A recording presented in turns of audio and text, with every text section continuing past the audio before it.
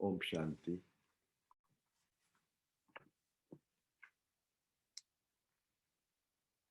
बाबा आज हम बच्चों को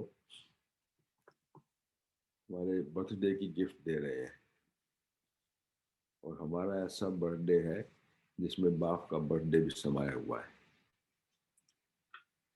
और ऐसे भोलानाथ बाप के बच्चे भोले बच्चों का जन्मदिन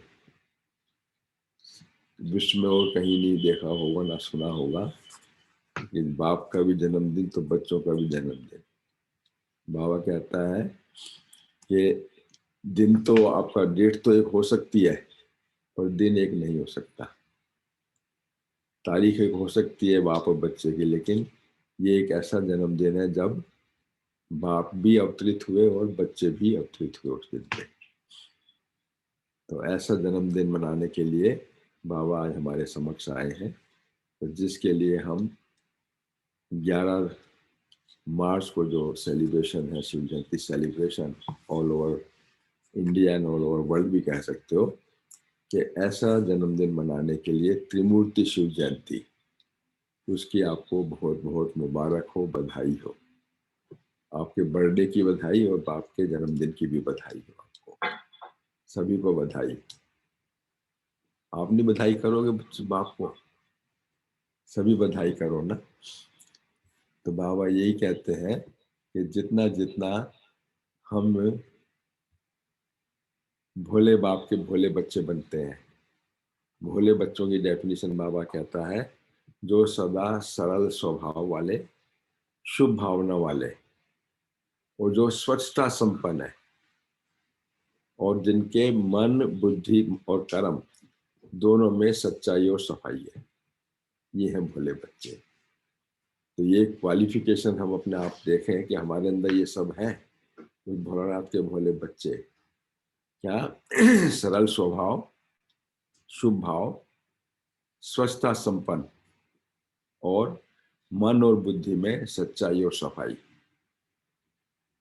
तो ऐसे भोले बच्चे भोलेनाथ को आकर्षित होते हैं और इसी जब ऐसे भोले बच्चे होते हैं तो उनकी ही फिर शिव के साथ में शालिग्राम की पूजा होती है। हम शालिग्राम, तो वो है शालिग्राम, क्योंकि बाप के साथ में वो कर्तव्य उनका हम करते हैं, अर्थात बाप हमारे द्वारा प्रदर्शित होता है भक्तों के आगे, इसलिए हमारी पूजा बाप के साथ में शालिग्राम के रूप में होती है।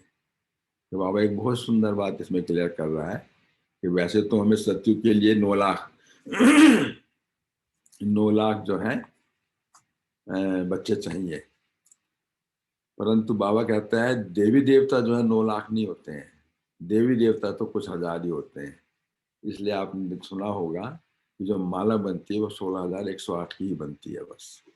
बाकी तो वो दूसरे माला में सब आ जाते हैं, 33 करोड़ की माला और 9 लाख की माला, वो अलग चीज है। लेकिन जो गायन वाले हैं ना वो 16,108 का ही है।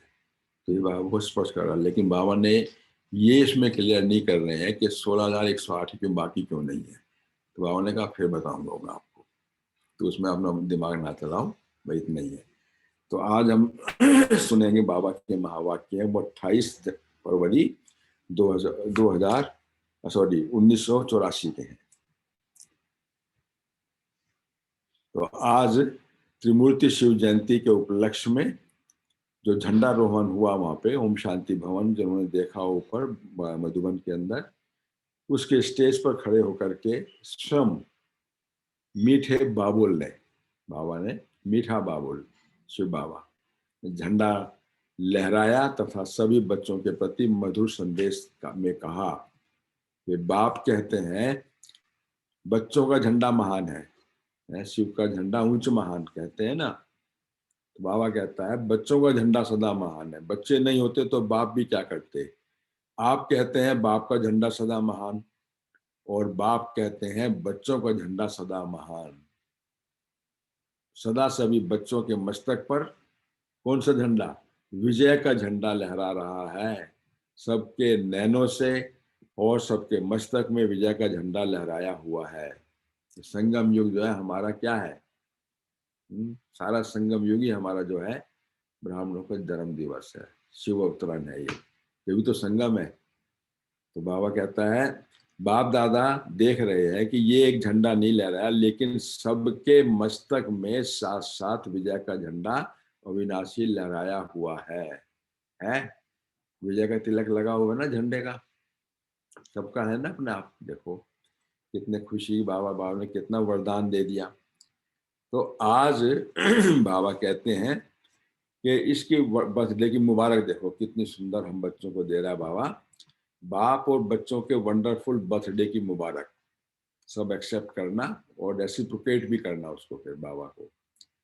चारों ओर के अति स्नेही सेवा के साथी, चारों ओर के अति स्नेही सेवा के साथी और सदा कदम में कदम रखने वाले बच्चों को इस अलौकिक ब्राह्मण जीवन की बर्थडे की मुबारक हो। कर ली एक्सेप्ट?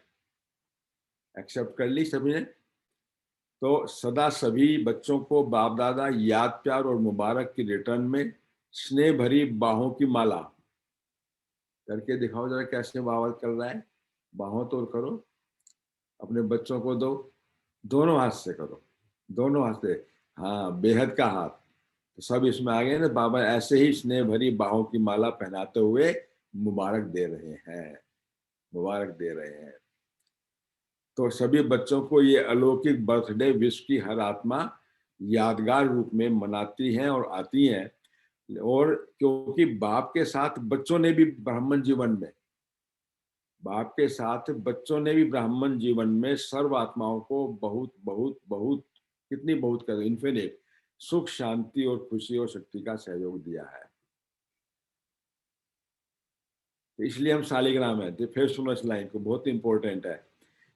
क्योंकि बाप के साथ में बच्चों ने भी इसी ब्राह्मण जीवन में, संगम युगी ब्राह्मण जीवन में सर्व आत्माओं को क्या कर रहे हैं अभी हम, बहुत बहुत बहुत सुख, शांति और खुशी और शक्ति का सहयोग दिया है।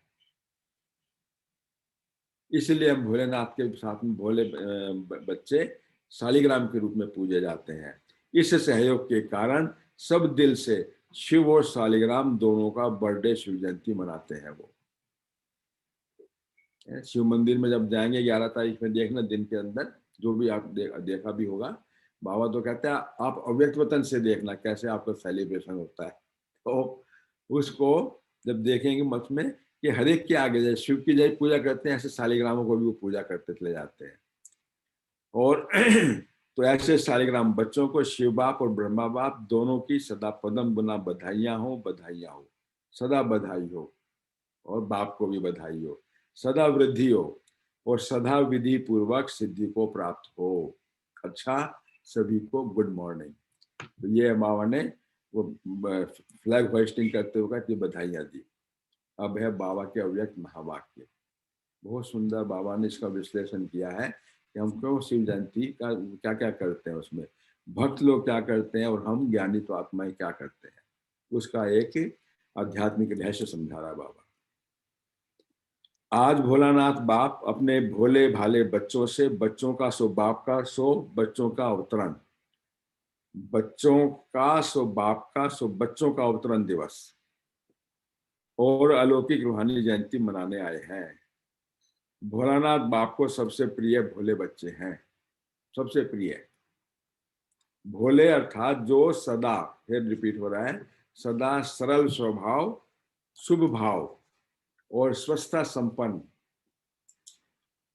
और मन और बुद्धि, मन और कर्म दोनों में सच्चाई और सफाई, मन और कर्म में सच्चाई और सफाई, ऐसे भोले बच्चे भोलानाथ बाप को भी अपने ऊपर आकर्षित करते हैं। भोलानाथ बाप ऐसे सरल स्वभाव वाले भोले बच्चों को गुणों की माला सदा सिमरण करते रहते हैं। गुणों की माला, बाबा ने अभी बताया ना हमारा क्यों पूजन होता है, क्यों गायन होता है हमारा, क्योंकि हम उनको बहुत बहुत बहुत सुख, शांति और खुशी और शक्ति का सहयोग देते हैं। तो तो आप सभी ने अपने अनेक जन्मों में बाप के नाम की माला सिमरण की 63 जन्मों में किया ना, और बाप अभी संगम युग पर बच्चों को रिटर्न दे रहे हैं और बच्चों की गुणमाला सिमरण करते हैं, गुणमाला सिमरण करते हैं। कितने भोले बच्चे भोलानाथ को प्यारे हैं, क्यों? क्योंकि जितना ज्ञान स्वरूप, नॉलेजफुल, पावरफुल, उतना ही भोलापन। कभी इसका भान नहीं आया अंदर से कि जितना ज्ञान स्वरूप है, नॉलेजफुल है, पावरफुल है, उतना ही भोलापन है। और भगवान को भोलापन प्यारा है, इसलिए भोलानाथ है वो। ऐसे अपने श्रेष्ठ भाग्य को जानते हो ना? क्या श्रेष्ठ भाग्य है बताइए? क्या श्रेष्ठ भाग्य हो हमारा? ये हमने भगवान हमें को ही अपना बना लिया, भगवान को ही अपना बना लिया। बाबा मिले हैं हमें। बाबा को ही अपना अपने ऊपर न्यौछावर कर लिया। बजाय हम बाप पे न्यौछावर, बाप ही हमारे हमारे ऊपर न्यौछावर हो गया। तो ऐसा भगवान को ही मोह लिया, अपना बना दिया। ऐसे भोलेनाथ के भोले भाले बच्चे हैं जो बाप को भी अपने ऊपर न्यौछावर कर लिया। तो आज अब सुनो कैसे हमारी सेलिब्रेशन होती है। आज भक्तों और बच्चों दोनों का विशेष मनाने का दिन है। भक्त तो तैयारियां कर रहे हैं, क्या कर रहे हैं? आवाहन कर रहे हैं, जागरण करते हैं, कीर्तन करते हैं ना, कितना कितना आह्वान करते हैं। और आप कहाँ पर हो? आप बाप के सम्मुख बैठे हुए हो, वो आह्वान कर रहे हैं और हम भगवान हमारे सामने बैठा हुआ और उनके सामने बैठे हुए हैं। होता है ना अमृत वेले महसूस। उस मंदिर की बात नहीं है, यहाँ की बात है बाबा। वो कहने हमसे रूबरू हमें मिलन बना रहे हैं। और भक्तों की लीला भी देख करके बाबा बाप देख देख मुस्कुराते रहते हैं। और बच्चों की मिलन लीला, बच्चों की मिलन लीला देख देख हर्षाते हैं। क्यों? एक तरफ तो वियोगी भक्तात्मा है, वियोगी भक्तात्मा है, वियोग में है वो। और हम कौन है? तुम हो एक तरफ, दूसरी तरफ है सहज योगी बच्चे। वो वियोगी है भक्त, हम जो है सहज योगी है ना? चेहरे पे खुशी तो लाओ, बेरी आपकी बर्थडे गिफ्ट मिल रही है और आप शहर ऐसा बना के बैठ रहे हो, बिल्कुल कमाल है। भगवान मना रहा है वो भी बर्थडे है। गुप्ता भाई करो जरा, चेहरे में मुस्कुराहट तो लेकर के आओ। कितनी सुंदर सेलिब्रेशन हमारे बर्थडे की हो रही है। बाबा फिर कहता है कि दोनों ही अपनी अपनी लगन में सबसे प्रिय है, चाहे वो भगत भी है, चाहे हम जो है ज्ञान सहज योगी बच्चे हैं। भगत भी कोई कम नहीं है। कल के दिन बाबा कह रहा है, कल के दिन मतलब जैसे अब 11 तारीख की बात कर रहा है बाबा, आकारी इष्ट रूप में चक्कर लगा करके देखना। हम इष्ट है ना भक्तों के, तो आप अपना चक्कर लगाना, फिर अमृत वेले देखना उनको कि बाप के साथ में सालिग्राम बच्चों की भी विशेष रूप से पूजा होगी। इमर्ज करना अपने आप को और ईस्ट बन करके भक्तों की फिर देखना कैसे आपकी पूजा हो रही है मंदिरों के अंदर। अपना पूजन बाप के साथ भक्तों का देखना कि कैसे वो कर रहे हैं। तो साक्षात्कार कराएंगे ना उनको। फिर बाबा कहता है अभी अंत तक भी नौदा भक्त कोई कोई है जो सच्चे स्नेह से भक्ति कर भक्ति की भावना का अल्प समय का फल अनुभव करते हैं। नौदा भक्ति भी बिल्कुल ऐसे तन्मयता से वो करते हैं, उस पर न्यौछावर हो जाना, ऐसी भक्ति करते हैं। यानी उनकी उस भक्ति को देखने में भी आपको बड़ा रहम आता है कि देखो कैसे भक्ति कर रहे हैं, क्योंकि हम हमारे वो भगत ने, हम उसके इष्ट हैं। कल का दिन भक्तों के भक्ति का विशेष लगन का दिन है। 11 तारीख की बात कर रहे हैं, समझा? तो आप सभी बाप की जयंती मनाएंगे या अपनी मनाएंगे? बताओ, बोलो। बाप की भी अपनी भी, बाप की गीता बहन जी कितने? दोनों की। हाँ, और दोनों की, दोनों की, दोनों की मनाएंगे। दोनों के मनाएंगे। अब क्लियर हो गई बात ये आपको? अगर मैं एक दफा फिर रिपीट कर देता हूँ क्यों है हमारा बर्थडे ये। देखो बाबा ने कहा हुआ है गीता में भी कि यदा यदा ही धर्म से गिलानी भक्ति भारते अभ्युत्थानम धर्म से तदात्मानम सृजाम्यहम्। जब घोर धर्म ग्लानी होती है आत्मा के स्वधर्म की, तो उस टाइम पर मुझे जो है परकाया प्रवेश करना पड़ता है। मेरा वो दिव्य अवतरण होता है ब्रह्मा के अंदर, ठीक है? वो मेरा शिव अवतरण हो गया, ठीक? शिव अवतरण अर्थात ब्रह्मा बाबा के तन के अंदर अवतरित हुए। और बाबा कहता है जैसे जैसे एकदम मैं अवतरित होता हूँ तो मैं एकदम ज्ञान के महावाक्य सुनाने शुरू कर देता हूँ। ज्ञान के महावाक्य किसके द्वारा हुए? इससे पहले किसने सुने? ब्रह्मा के ब्रह्मा बाबा ने हाँ ठीक है। जब ब्रह्मा बाबा ने सुने तो उसके बाद में उससे मुख से उतारे गए, तो वो किसने सुने फिर? हम बच्चों ने। बच्चों ने। हो गया हमारा जन्मदिन। देखो, तो ब्रह्मा का जन्मदिन हुआ और हम ब्राह्मणों का जन्मदिन हो गया। अच्छा, फिर जो ये महावाक्य लिखे गए या जो भी ये जो प्रिंट हुए हैं, तो ये महावाक्य जो है जाकर के किस रूप में प्रदर्शित हो गए? सच्ची सच्ची गीता। वो बुक कौन सी कहलाई? सच्ची सच्ची गीता। गीता। देखो गीता। वो सब जो है प्रत्यक्ष है, वो प्रत्यक्ष हो रही है। तो ये गीता जो है, जब गीता जयंती हो गई, फिर वो जयंती के साथ में ब्रह्मा जयंती, ब्राह्मणों की जयंती, गीता जयंती हो गई। अब गीता ज्ञान सुनकर के हम क्या क्या बनते हैं फिर? देवी देवता। देवी। कौन सा देवी देवता बनते हैं? पहले लक्ष्मी। छोटा, हाँ नहीं, लक्ष्मी नारायण से पहले बाली रूप तो बोलो। श्री कृष्ण जयंती हो गई, लेकिन कृष्ण श्री कृष्ण जयंती कहाँ हो पर आता है? कृष्ण जयंती हो गई। श्री कृष्ण कहाँ पर आएगा? सतयुग। सतयुग में। तो सतयुग की जयंती कह लो या स्वर्ग की जयंती कह लो, हाँ। कितनी जयंती आ गई इसके अंदर, ठीक है। और फिर लक्ष्मी नारायण की जयंती हो गई। कितनी सुंदर जयंतियां हैं ये। अब ये हमारे ऑर्डिनरी त्योहार नहीं है, ये इसलिए महापर्व है, सबसे महान पर्व है ये, जिसमें बाप और बच्चों का जन्मदिन और सब जन्मदिन समाये हुए हैं इसके अंदर। अब समझ में हो गई?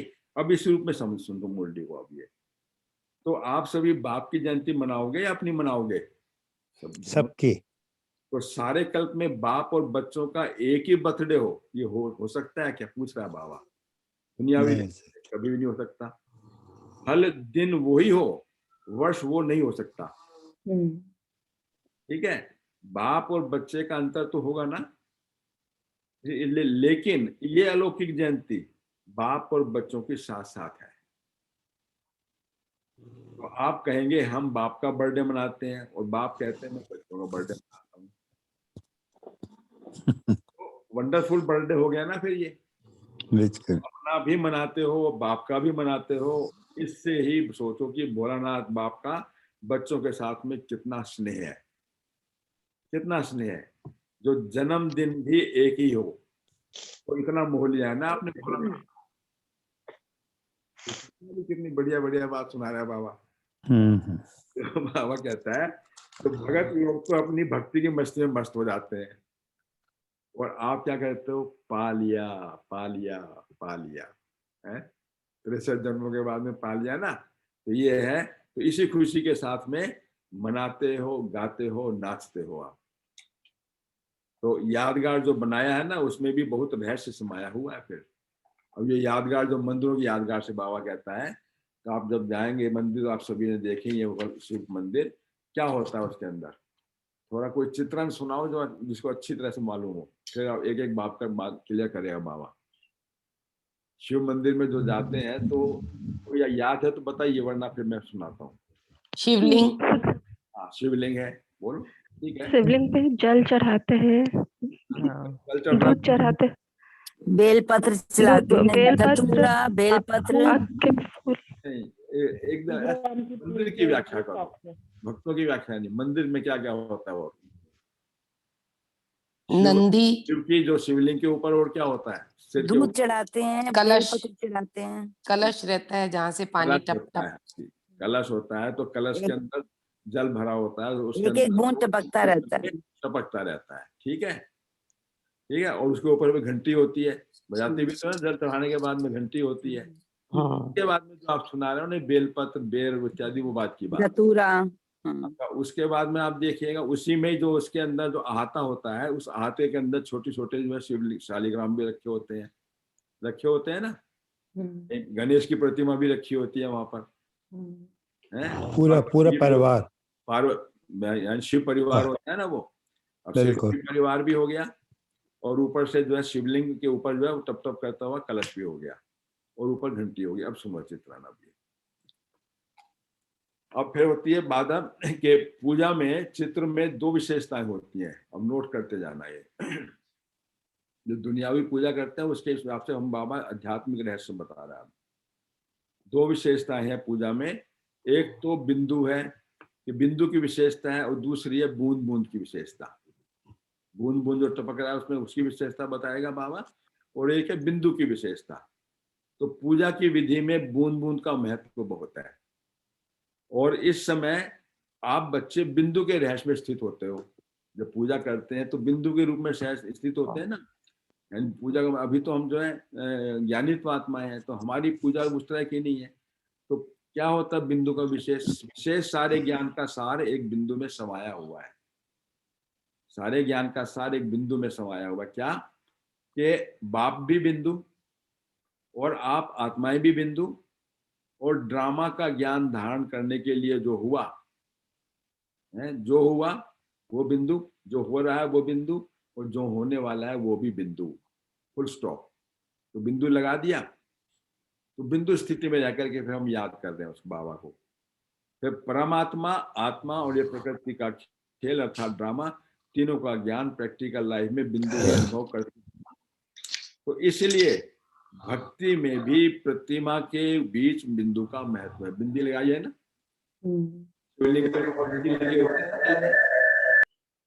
शिवलिंग में बिंदी लगी होती है। बिंदी को महत्व बता दिया बाबा ने। तो मैं आत्मा बिंदी, परमात्मा बिंदी, और जो ड्रामा बीत गया वो भी बिंदी। ये बिंदी का महत्व हो गया। अब आता है आपका बिंदु का। तो तीनों ही ज्ञान का प्रैक्टिकल लाइफ में बिंदु ही अनुभव करते हो ना, इसलिए भक्ति में भी प्रतिमा के बीच में बिंदु का महत्व है। दूसरा है फिर अब बूंद का महत्व। बिंदी का महत्व बता दिया, बूंद का महत्व सुनो। आप सभी याद में बैठते हो ना, बहुत वंडरफुल तरीका बाबा याद मेडिटेशन का बता रहा है। देखना इस तरीके से अगर हम शिव बाबा को याद करेंगे तो हमारा योग ना लगे, ये हो ही नहीं सकता, हो ही नहीं सकता। बहुत बहन प्लीज सबको म्यूट करिए, काफी शोर आ रहा है। हाँ, ये जो मतलब आपके पास में कोई सो रहा है जिसकी नींद के खराटे की आवाज आ रही है, आप ये म्यूट कर दो उसको, कर दो। तो फिर बाबा कहते हैं बूंद का महत्व क्या है। तो ये आप मैं जो बता रहा हूँ इसको बहुत मैथोडिकल बाबा आज बता रहा है, योग हम कैसे लगाते हैं। तो बूंद का महत्व है, आप सभी याद में बैठते हो ना, आगे से ऐसे योग करना। आप सभी याद में बैठते हो ना, या किसी को भी याद में बिठाते हो, तो किस विधि से बैठाते हो आप? पहला, संकल्पों की बूंद के द्वारा। पहला बूंद संकल्प का बूंद। क्या करना है? मैं आत्मा बिंदु, मैं आत्मा हूं, ये बूंद डालो। पहले डाल दी बूंद, मैं आत्मा, ये बूंद डालो, और बाप का बच्चा हूं। स्मृति स्वरूप हो गए ना सबके सब एकदम। तो ये बूंद पड़ गई। ये है दूसरी बूंद कि मैं बाप का बच्चा हूं। पहले मैं आत्मा हूं, मैं बाप का बच्चा हूं, तो ये बूंद चढ़ती गई उसके ऊपर। ऐसे शुद्ध संकल्प की बूंद के द्वारा मिलन की सिद्धि को अनुभव करते हो ना। तो एक है शुद्ध संकल्पों की स्मृति की बूंद। फिर दूसरा, उसके आगे बढ़ो फिर। अब तो दूसरा, जब रूरियान करते हो, पहले इनिशिएशन हो गया, फिर अब रूरियान कैसे करते हो? रूरियान करते हो तो क्या करते हो? बाप की एक एक महिमा, प्राप्ति के शुद्ध संकल्प की बूंद डालते हो। क्या करते हैं? आप ज्ञान के सागर हो, आनंद के सागर हो, शांति के सागर हो, प्रेम के सागर हो, सुख के सागर हो, पवित्रता के सागर हो, और सर्वशक्तिवान हो। ये बाप की महिमा होगी। अब उसे मैं कौन हूँ? फिर अब मैं ज्ञान स्वरूप आत्मा हूँ, मैं सुख स्वरूप आत्मा हूँ, शांत स्वरूप आत्मा हूँ, ज्ञान स्वरूप आत्मा हूँ, प्रेम स्वरूप आत्मा हूँ, पवित्र स्वरूप आत्मा हूँ, मास्टर सर्वशक्तिवान हूँ। ये मेरा हो गया। अब जोड़ो संबंध, अब संबंध जोड़ो जो मुझे चाहिए इन सातों बातों के अंदर। फिर बाबा कहता है ऐसे बाप की एक एक महिमा करो और प्राप्ति के शुद्ध संकल्प की बूंद डालते हो ना। आप ऐसे हो और आपने हमको ऐसा बनाया, अब बनने की कर लो। ये मैं स्मृति स्वरूप तो हो गए, पर मुझे अब संपन्न भी, तो मुझे क्या चाहिए? प्रेम चाहिए, सुख चाहिए, शांति चाहिए। उससे बाबा कहते हैं यही मीठी मीठी शीतल बूंदे बाप के ऊपर डालते जाओ। शिखा बहन खुश हो रही है कि आगे से योग ऐसे ही करेंगे। और बाप से रुझान करते हो। बाबा ने एक एक चीज इतनी क्लियर की हुई है, बस विस्मृति हो जाती है, दिक्कत ये है। तो बाबा कहता है एक एक बात को करके सोचते हो ना तो इकट्ठा ही नहीं, फिर एक एक बात करके सोचते हो ना इकट्ठा ही नहीं। फिर बाबा कहता है तीसरी बात, ये बात होगी रूरियान होगी। पहले बूंद का महत्व बता दिया, मैं आत्मा, 2 बूंद डाल दी, और फिर मैं किसका हूँ, परमात्मा का हूँ।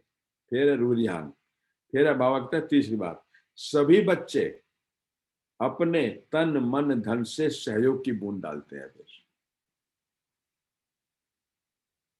योग लगाते हैं तो क्या करते हैं, तन से भी सुसंकल्प, मन से भी और धन से भी करते हैं ना, मनसा वाचा कर्मणा सेवा करते हैं। मेडिटेशन में जब बैठते हैं तो हर एक के प्रति शुभ भावना करते हैं ना। बाबा कहते हैं सभी बच्चे अपने तन मन धन से सहयोग की बूंद डालते हैं, इसलिए आप लोगों को विशेष कहते हो फुरी फुरी से तालाब भरता है, भंडारा भरपूर हो जाता है। कोई भी काम ब्रह्मा कुमारी के अंदर कोई भी काम होता है ना, तो शुद्ध संकल्पों से ये जो है हमारा तालाब भर जाता है। अर्थात एक संकल्प लिया, जैसे बताया ना पहले कि हमारा कैसे ये ज्ञान सरोवर का कॉम्प्लेक्स बना, कैसे शांतिवन बना। तो दादी ने एक संकल्प दिया कि भाई जो है सब लोग 10-10 पैसे रोजाना इकट्ठे डालेंगे उसमें। तो जिसमें इतनी लाखों आत्माएं जब डालेंगे तो कितना इकट्ठा पर डे हो जाएगा, ऐसे हुआ। तो पूरी, तो वो तो स्थूल धन की तो हुई। और ये अगर हम शुभ संकल्पों का शुभ भाव से अगर हम ये ऐसे डालेंगे तो सब चीज शुद्ध सफल हुई पड़ी है। तो फुरी फुरी से तालाब भर जाता। इतना बड़ा विश्व परिवर्तन का कार्य, सर्वशक्तिमान का बेहद का विशाल कार्य, उसमें आप हरेक को जो भी सहयोग देते हो, बूंद समानी तो है, वो बूंदी तो दे रहे हो उसमें है।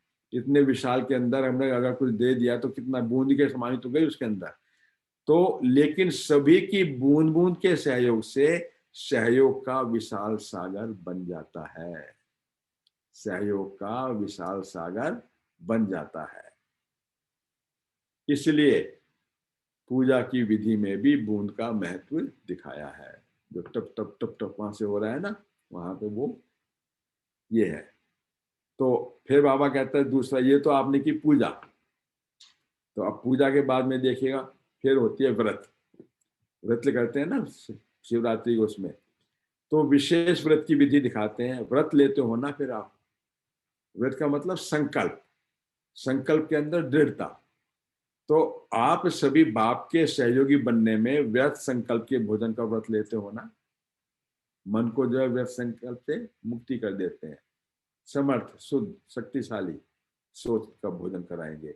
बाबा कहते हैं कभी भी बुद्धि में अशुद्ध व्यर्थ संकल्प स्वीकार नहीं करेंगे। ये संकल्प लेते हो ना, कभी भी बुद्धि में अशुद्ध व्यर्थ संकल्प स्वीकार नहीं करेंगे। ये व्रत अर्थात दृढ़ संकल्प लेते हो ना, तो भक्त लोग क्या करते हैं फिर, भक्त लोग अशुद्ध भोजन का व्रत रखते हैं। स्थूल रीत से भोजन जो बनता है, पकवान बनाते हैं, जो बनाते हैं मिठाइयाँ वगैरह, वो भी। और आटे का व्रत रख लिया। जैसे आटे का दूसरे दिन कोई चीज नहीं बनती ना, क्या बनता है, फलाहार होती है या फिर आपका दूसरा बनती है,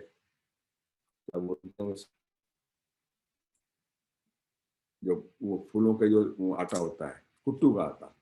तो भक्त लोग अशुद्ध भोजन का व्रत रखते हैं। और साथ साथ आप सदा के लिए जागती ज्योत बन जाते हो। जागती ज्योत हो गई, मैं आत्मा, चैतन्य आत्मा हो गई ना। तो जब आप सदा के लिए जागती ज्योत बन जाते हैं तो उसका तो क्या करते हैं भक्त लोग, जागरण करते हैं। फिर तो आप जागती ज्योत बन जाते हैं और उसके याद स्वरूप में भक्त लोग जागरण करते हैं। जागरण करते हैं, रात को जागेंगे। हम भी तो अज्ञान अंधेरे में थे ना, बाबा ने आकर के हमारे को जगाया। बाबा तो ये है आपका जागती ज्योत बनकर अर्थात जाग। आप बच्चों के अविनाशी रूहानी अंतर्मुखी विधियों को, क्या हुआ, अब देखो कैसे, मतलब वो ऐसे बेचारे ऐसे क्यों बने, क्योंकि हमने क्या किया फिर। अब सुनो, तो आप बच्चों के अविनाशी रूहानी अंतर्मुखी विधियों को भक्तों ने स्थूल बाहरमुखी विधियां बना दी। हम अंतर्मन में वो सब ये कर रहे हैं, अपने आप को एम्पावर कर रहे हैं, और उन्होंने जो है स्थूल विधियां बना दी बाहर, वो उसके ऊपर ही रमन करने लग गए। लेकिन कॉपी तो आप लोगों की है ना उन्होंने, हैं? कॉपी तो हमारी की है ना। जो कुछ टच हुआ उनको, जो कुछ टच हुआ, हम क्या थे? हम अभी संगम युग पर कौन सी बुद्धि है? ईश्वरीय बुद्धि, ईश्वरीय मर्यादा के अंदर चलने वाले है ना, और सतो गुणी बन रहे हैं, इसमें सतो प्रधान बन रहे हैं। उन्होंने क्या किया? जो कुछ उनको भक्तों को टच हुआ, वो कैसी बुद्धि थे? वो कब आए भगत? कौन बताया? भगत कब से आने शुरू हुए? बोलो बोलो, जहाँ जोर अनम्यूट करो। बहुत अच्छा बोला आपने, अनम्यूट करके बोलो। नहीं अग्रवाल जी, अनम्यूट। हाँ, द्वापर से। द्वापर very से good. द्वापर द्वापर से। कितने द्वापर कितने बढ़िया बाबा के बच्चे। बाबा कह रहा है कि जो कुछ टच हुआ उनको, क्योंकि वो रजो प्रधान बुद्धि है ना, तो उनको ऐसा होने के कारण उन्होंने ऐसी विधि बना दी, स्थूल विधि बना दी। और हमारी क्या थी? सूक्ष्म विधि थी ये, बिल्कुल। तो वैसे जो रजोगुणी नंबर 1 भगत, और भक्ति के हिसाब से वो सतोगुणी भगत भी बने भले, तो ब्रह्मा और आप सभी विशेष आत्माओं के आप निमित्त बनते हो, उनको हमें फॉलो करते हैं। फिर तो हम क्या हो गए? उनके फिर भक्तों के ईष्ट बन गए। है हमारे मंदिर कैसे बन रहे हैं? फिर अब जो हम अभी कर रहे हैं उसको वो स्थूल रीति से फॉलो करना शुरू कर देते हैं। हम वो बन रहे हैं, बन करके देवी देवता बन गए। उन्होंने फिर वो हमारे चित्र लगा के उनका पूजन गायन वादन शुरू कर दिया। तो बाबा फिर क्या बताता है? तो लेकिन पहले मनसा स्नेह और मनसा शक्ति होने के कारण मानसिक भाव की भक्ति शुरू होती है। पहले स्थूल रीति नहीं, पहले मनसा स्नेह और मनसा शक्ति होने के कारण मानसिक भाव की पहले भक्ति शुरू होती है। भक्ति भी एकदम स्थूल नहीं होती शुरू, पहले मनसा से शुरू होती है उनकी। और ये स्थूल विधियां पीछे पीछे धीरे धीरे ज्यादा होती चली जाती हैं, ऐसे भक्ति शुरू होती है। फिर भी रचयिता बाप अपने भक्त आत्माएं रचना को और उन्हों की विधियों को देखकर यही कहेंगे कि इन भक्तों के टचिंग की बुद्धि भी कमाल है। भक्तों की कमाल है। क्या से निकाला उन्होंने, कैसे लेकर के फिर उसको वो फॉलो करे जा रहे हैं। तो भक्तों की बुद्धि की भी कमाल है। तो फिर भी इन विधियों के द्वारा बुद्धि को बिजी रखने से, विकारों में जाने से कुछ ना कुछ किनारा तो किया ना उन्होंने भी। चाहे वो सन्यासी उदासी बन के निकल गए, लेकिन कुछ तो उन्होंने किनारा किया ना। समझा? अब ऐसा भी नहीं कि भक्त जो सब विकारी होता है, ऐसा भी नहीं है। भक्त ऐसे भी हैं जो संपूर्ण रीति से ज्ञान को नहीं ले पाते, लेकिन अपनी पवित्रता और स्वच्छता में तो चलते हैं पूरी रीति से वो भी। तो कहते हैं ऐसा भी नहीं, तो उन्होंने भी आपकी उससे देख करके इन विधियों से कुछ तो किनारा किया ना। समझा? आपके यथार्थ सिद्धि की विधि भक्ति में क्या क्या चलती आ रही है, ये है आपका यादगार का महत्व। तो बाबा कहता है हम पूज्य आत्माओं को अभी भी भक्त आत्माएं कैसे पूजन भी कर रही हैं और उनका आवाहन भी कर रही हैं। अब देखो क्या वहां को वो जिम्मेवारी दे रहा है। ऐसा महसूस करते हो कि हमारा वो आवाहन कर रहे हैं? जब शिव जयंती का सेलिब्रेशन करेंगे, मनाएंगे, वो उस टाइम पे हमारी पूजा हो रही हो तो हम उनको प्रत्यक्ष रूप में उनको साक्षात्कार कराएंगे। बाबा कहता है कि भक्तों की पुकार का अनुभव होता है आपको, रहम आता है भक्तों के ऊपर। भक्तों का ज्ञान भी अच्छी तरह से है ना। भक्त पुकारे और आप समझो नहीं कि भक्तों का क्या होगा। अरे इसलिए भक्त क्या है, पुजारी क्या है, पूज्य क्या है, इस राज को भी अच्छी तरह से जानते हो ना। पूज्य और पुजारी के राज को तो जानते हो ना। कभी भक्तों की पुकार का अनुभव होता है? पांडवों को भी होता है, शिव शक्तियों को भी होता है। होता है? अब तो होना चाहिए ना। कितना क्लैरिफाई कर दिया बाबा ने आज। तो शालिग्राम तो ढेर होते हैं, वो बात जो आई थी, शालिग्राम तो ढेर होते हैं, लाखों के अंदाज में होंगे ना। और लेकिन देवताएं लाखों के अंदाज में नहीं होते हैं। पहले सुनाया, देवताएं लाखों के अंदाज में नहीं होंगे, वो 9 लाख के लाख देवता नहीं बनेंगे। तो चाहे देवियां व देवताएं हजारों के अंदाज में होंगे, बस 16,108 की माला की बात थी ना, लाखों के अंदाज में नहीं होगा। अच्छा, इसका राज फिर बाद में सुनाऊंगा। ये फुल स्टॉप कर दिया। फिर कहता है अभी दिन प्रतिदिन जितना आगे समय आएगा, उतना भक्तों के आवाहन का आवाज, उन्हों की भावनाएं सब आपके पास संतुष्ट रूप में अनुभव होंगी, स्पष्ट रूप में अनुभव होंगी। कौन सा इष्ट देवी और देवता हो वो मालूम पड़ेगा आपको। मेरे इष्ट मुझे ये दो। उन्होंने सुनाया था ना, इविल सोल जैसे आती हैं और असंतुष्ट आत्माएं जो आएंगी वो क्या करेंगी, बार बार आकर हमारे पास में आएंगी और ढेर की ढेर इकट्ठी हो जाएंगी। तो कैसे उनको हम करेंगे? जब हम खुद संतुष्ट होंगे, जब योग युक्त होंगे तो वो प्राप्ति लेकर के जाएंगे। बाबा क्या कहता है, थोड़े पक्के हो जाओ, फिर ये सब दिव्य दृष्टि की टचिंग द्वारा ऐसा अनुभव होगा जैसे दिव्य दृष्टि से स्पष्ट दिखाई देता है। थोड़े पक्के हो जाओ, मतलब अपने ज्ञान गुणों शक्तियों के अंदर, धारणाओं के अंदर, फिर आपका रूप प्रत्यक्ष हो जाएगा। अभी तो आप सज रहे हो, मेकअप कर रहे हो, मेकअप नहीं हुआ पूरा, अभी तो आप सज रहे हो और प्रत्यक्षता का पर्दा इसलिए नहीं खुला है, पर्दा डला हो, पर्दे के पीछे अभी आप अप्रत्यक्ष हो और अपना मेकअप करने में लगे हुए हो। जब सज जाएंगे तब पर्दा खुलेगा, तब पर्दा खुलेगा और स्वयं को भी देखेंगे। फिर सबके मुख से निकलेगा कि ये फलानी देवी मेरी आ गई, ये फलाना मेरा देवता आ गया, आ गया है। तैयार हो गए? अब अपना आपको डेजिग्नेट कर लोगे क्या देवी देवता बनने जा रहे हैं हम, क्योंकि बाबा ने कहा है उसी रूप से आपका वो करते रहो, श्रृंगार करते रहो, पर्दा तो उठेगा। ठीक है, तो हमें जो है संपन्न मूर्ति बनना है, खंडित मूर्ति नहीं बनना है। खंडित मूर्ति को कोई नहीं देखता है, मंदिर में भी जाते हैं तो देखते हैं खंडित टूटी हुई, उधर कोई जाता ही नहीं।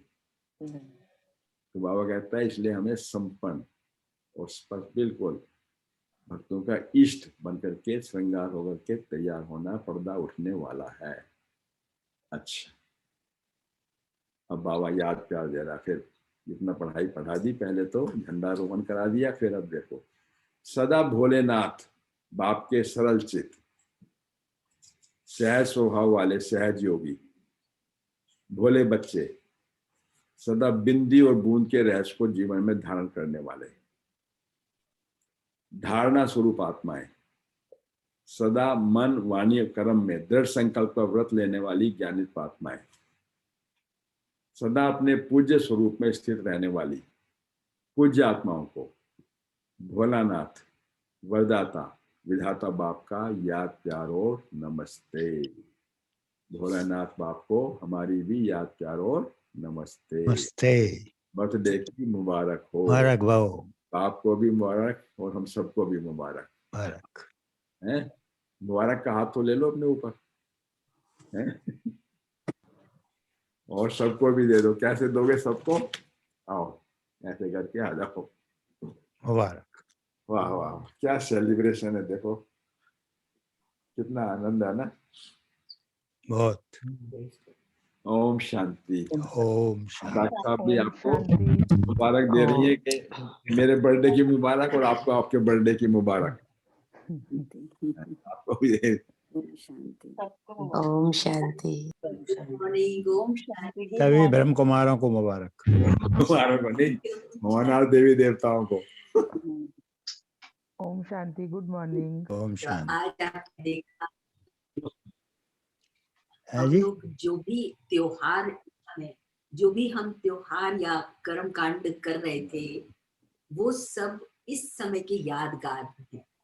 जो कुछ भी हमने भगवान के साथ संगम पर किया, सूक्ष्म रूप से किया, आत्मिक भाव से किया, उसका यादगार भक्ति में ये उमंग उत्साह में आने के लिए लोग रूप से मनाते हैं। तो बाबा कहता है वो गलत नहीं है। देखिए, गिरावट का समय है, अब हरेक को सुख और खुशियां तो हरेक को चाहिए, लेकिन जैसे जैसे गिरते गए संसार में दुख अशांति बढ़ता गया, तो खुशी में आने के लिए अल्पकाल के लिए कुछ ना कुछ सुहेज मनाते हैं। अब जैसे त्योहार आ रहा है तो जाएंगे बाजार से खरीदारी करेंगे, मंदिर जाना है, ये लाना है, वो लाना है। जिंदगी में बिजी रहने के लिए कुछ तो चाहिए ना। अब हम लोग इस चीजों में बिजी हो गए कि दुखी तो हो गए, अब सबको सुखी कैसे बनाएं। हम वो लीला में बिजी हो गए, वो उस परिवार को बढ़ा रहे हैं अपने पैदावार की, भाई बच्चे करो पैदा, फिर उसके बाद उनको पालो पोसो बड़ा करो, और उसके बाद सुख के बजाय क्या आता है हाथ में, दुखी आता है ना। लेकिन ये ड्रामा है, बाबा हमें यही बताते हैं, इसलिए हम ये ना क्रिटिसाइज ना करें ये गलत है ये हो रहा है, वो भी ड्रामा की नूंद है, विभिन्न प्रकार का ये ड्रामा है। लेकिन अब समय है कि गिर तो गए, कहां से कहां नीचे आ गए, लेकिन अब चढ़ती कला का समय है। शने शने धीरे धीरे 5000 वर्ष लगे, डे 1 से ये दुनिया पुरानी होनी शुरू हुई। तभी कहते हैं नया 9 दिन पुराना 100 दिन। लेकिन इस छोटे से संगम युग पर हमको ये ज्ञान की लिफ्ट से बाबा हमें क्या से क्या बना देता है। कितना सुंदर बताया पूजा की विधि कि बिंदी का महत्व है, बूंद का महत्व है। हमारा भी बिंदी का महत्व है और बूंदों का महत्व है। कितना सुंदर, एक एक हम बूंद चढ़ाते हैं। बाबा तुम प्यार के सागर हो, बाबा तुम ज्ञान के सागर हो, तुमने हमें कितना प्यारा बना दिया। ये बूंद चढ़ाते हैं उस पर, उसको हम आत्मसात करते हैं, टपकती रहती है, एक एक टपकती रहती है, उसको हम स्वीकार करके हम उस समान बनते चले जाते हैं। फिर उसमें पूजा की विधि के साथ फिर बताया बिंदी और बूंद, और उसके बाद बताया जागरण। अब वो लोग रात को जागते, शुरू में भक्ति जो हुई बड़ी सतो प्रधान और सिंपल थी। इतना थोड़ी होता था कि डीजे ले आए, शराब का नशा चढ़ाए और पूरी रात जाग रहे हैं। न भक्ति में भाव है, न भावना है, दिखावा हो रहा है, बड़े बड़े पंडाल बन रहे हैं, ये हो रहा है, नहीं। लेकिन हम लोग सचमुच जागती ज्योत बन गए, अपनी आत्मा की ज्योत जगाई और जन जन की ज्योत जगा रहे हैं कि नाउ हमारा जो कम्युनियन है भगवान से कैसे तुम नाता जोड़ो और जन्म जन्मांतर के भाग्य उस भाग्य विधाता से ले लो। फिर अन्न की शुद्धि रखते हैं हम लोग, है ना, व्रत रखा। अब वो लोग व्रत 2 तरह से, उपवास और व्रत। उप जमा वास, वास करना माना रहना, उप माना साथ। तो अब आप सोचो, हम भक्ति में भगवान का साथ था, हम सिर्फ कहते थे चल बोले भंडारी मंदिर गए, वहां हो गई जय जय गोपीनाथ की, उसके बाद क्या है।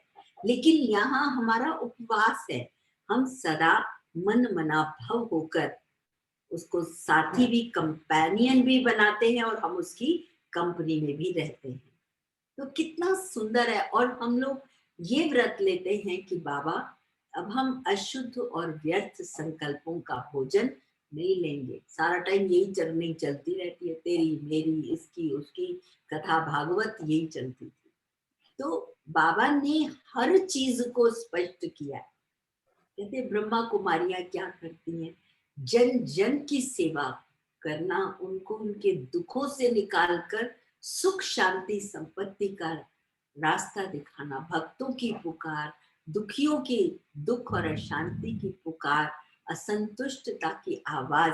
बाबा कहते हैं तुम्हें सुनाई देती है, कैसे नींद आती है तुमको। तो बाबा कहते हैं धीरे धीरे जब आप संपन्न बनोगे तो आपको ये सीन साक्षात दिखाई देगा, उनकी सुनाई देगी, और आप जब उनकी सेवा करोगे तो वो आपका साक्षात्कार करेंगे, आपके कोई भक्त बनेंगे, कोई फिर ज्ञान में आकर आपके समान वो आपकी प्रजा में भी आएंगे। तो सब बनाएंगे ना अपनी प्रजा, तैयारी है ना, हाँ तैयारी है ना। तो शिव के साथ शिव परिवार, शिव के साथ शालिग्रामों का बड़ा गहन रहस्य है। ये किसी ने भक्ति में हमें सुनाया? कभी नहीं। कहते भाई आपको शिव परिवार स्थापित कराना है या अकेले शिवलिंग लगाना है, यही जब मंदिर स्थापना होती है यही कहा जाता है। तो ये है शिव परिवार जो यहाँ बैठकर रोज रोज शिव से मिलन मनाते हैं, वो ढूंढ रहे हैं उसको, अभी भी आजा रे। बाबा कहते हैं तुम्हारी है मिलन लीला, भक्तों की चल रही है भक्ति की लीला की, तो हमने भी है ना। इसलिए बाबा कहते हैं कभी घमंड ना आ जाए, बच्चों को कहता है याद करो तुम भी तो यही सब करते करते आए हो ना।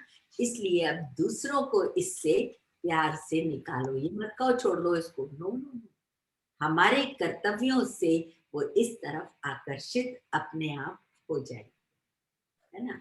लेकिन बहुत जरूरी है कि हम ज्ञान स्वरूप बने, है ना।